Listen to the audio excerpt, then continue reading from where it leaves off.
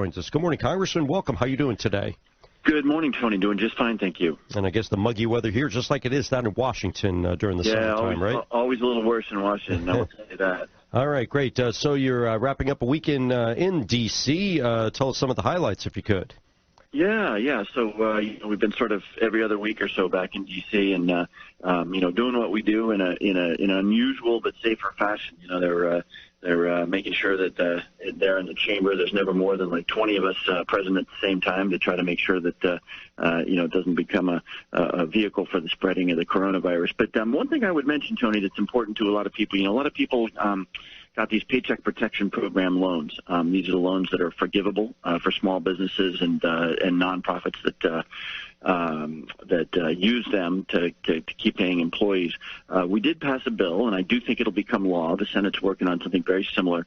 It would make the terms of those loans a lot more flexible, so you'd have more time in which to spend the money. And we heard from a lot of restaurants, we heard from a lot of people that some of the restrictions on them were making it very hard to use.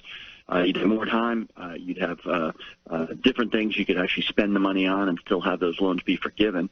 And so anybody who got one of those loans, I would urge them to keep an eye on that space, because I think there's going to be some changes that will help make them more usable, more valuable to people. Yeah, because I think there had been some stories that perhaps not as many businesses were taking advantage as you'd hoped, right? Yeah, that's right. An awful lot of businesses got it, but they were just uncertain whether they could comply with, the time in which the money needed to be spent, and on the items in which it needed to be spent, all to make those loans. I do think there'll be more flexibility in the program. All right, kind of going in and out with the coverage here of you, kind of dropping out a little bit. Oh, sorry, in Washington, so we're probably bad cell coverage. Yeah. This week you had kind of a live Facebook about Congressional Oversight that was actually held yesterday. Tell us how that went.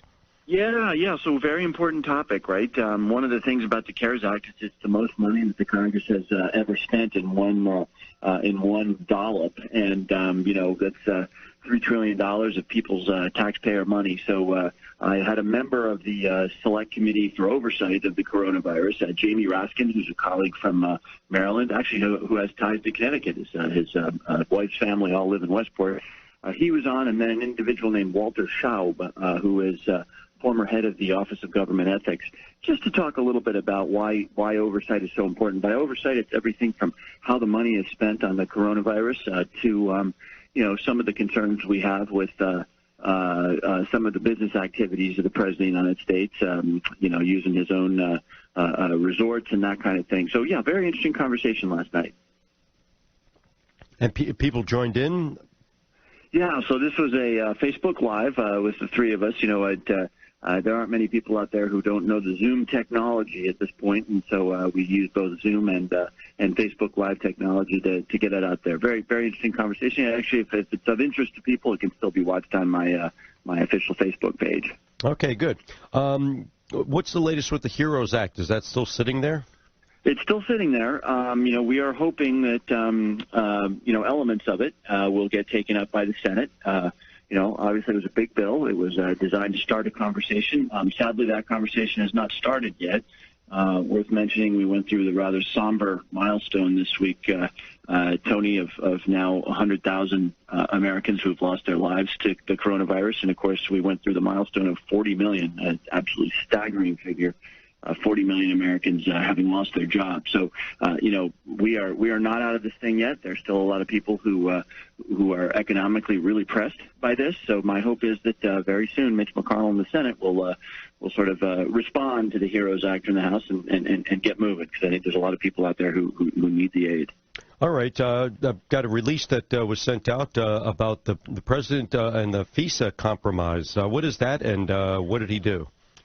Yeah, so this is a little bit of a complicated topic. The FISA Authorization Act failed this week, and the headline, the reason that's a problem is because the act authorizes a bunch of activities that our intelligence community and the FBI use, quite frankly, to keep us safe, make it easier to surveil suspected terrorists who come to the United States, make it easier to surveil suspected terrorists who are not working on behalf of an acknowledged terrorist group. You know, this Saudi soldier who shot a number of American military personnel at the training base was not working for, or not directly for a terrorist organization. So what happened, to make a long and very complicated story short, the president sort of tied that all up with the his belief that his campaign was so-called spied on. And he just said, I don't like the bill. And as a consequence, our security services don't have those authorities, and we're a little less safe today than we were before those authorities expired. There's all kinds of civil liberties and privacy concerns. It's an interesting conversation for a different time. But I was very sad to see that the president, because he confused, his belief that he got spied on, his campaign got spied on, with the authorities that were to be reauthorized. We're now operating a little bit with one hand tied behind our back with respect to our counterterrorist efforts. All right. So you're back home this coming week, then? Yep, back home. Looking forward to it. Anything planned? Hey, we actually went. The weekend it was permitted, we actually went to one of the restaurants in the area to try, the outdoor dining. And I got to tell you, boy, what a nice feeling to be out there. And it certainly felt safe, sitting there in the wind and outdoors. We'll continue to, hope we can continue opening up. It's been really nice to be able to get out of the house. I know I speak for a lot of people when I say that. So, looking forward to maybe at least some activities that point in the direction of normalcy. Yeah, well, they just voted, the Board of Selectmen yesterday, to close off a lower part of Greenwich Avenue so they can allow outdoor dining. That's going to start Tuesday, so you can take part there. Yeah, I think that's going to be amazing. The avenue is just made for that, right? And especially now that people don't need to use the avenue necessarily to get quickly down to the train station or whatever. I think it should be a really interesting thing. There's obviously a lot of, whether you're talking about Lincoln Drive in Miami or Santa Monica, there's lots of places where you've got these pedestrian areas that really create a nice sense of life. So, that'll be really interesting to see. All right, great. Congressman, thanks for joining us. Have a great weekend. We'll talk next week again. Thank you. Okay, Tony. Thank you very much.